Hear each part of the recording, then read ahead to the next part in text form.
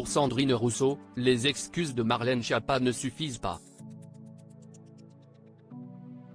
Invitée de l'interview politique de la matinale de France Info ce vendredi 16 juin, la députée écologiste s'est exprimée sur le scandale autour du fonds Marianne qui éclabousse actuellement la secrétaire d'État chargée de l'économie sociale et solidaire et de la vie associative, qui a reconnu des dysfonctionnements dans la gestion de ce fonds.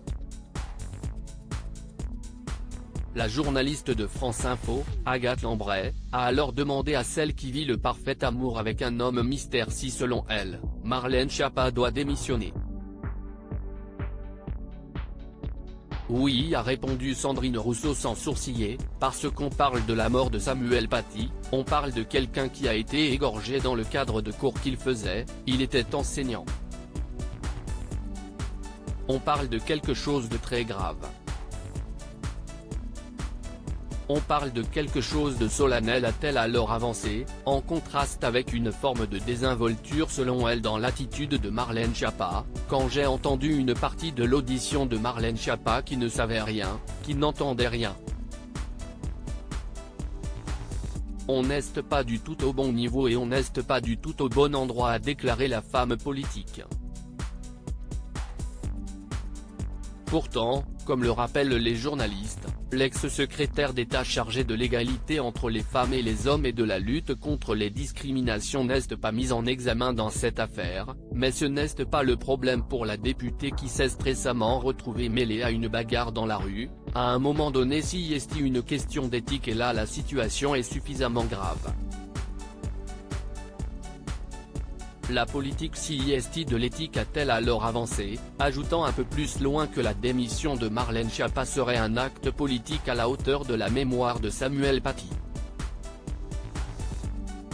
Une position ferme et tranchée pour la députée qui ne pardonne donc pas les erreurs de la femme politique issue de la majorité dans ce dossier.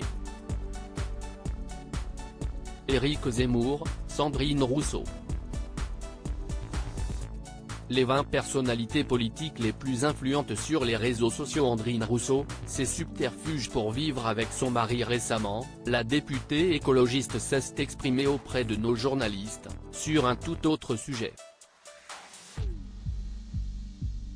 En couple depuis de nombreuses années, la députée respecte cependant la volonté de son mari de souhaiter rester anonyme, ce qui donne lieu à des subterfuges particuliers. On a trouvé des habitudes, lorsque l'on va au théâtre, on se donne rendez-vous à l'intérieur de la salle.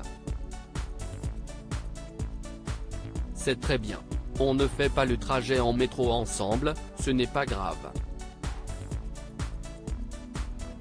On s'est totalement adapté, nous a confié la députée féministe.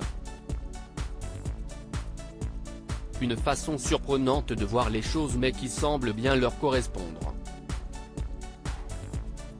Pas de raison alors de mal juger ce mode de vie.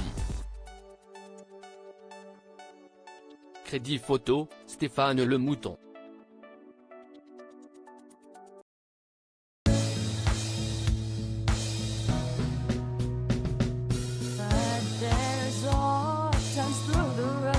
I've been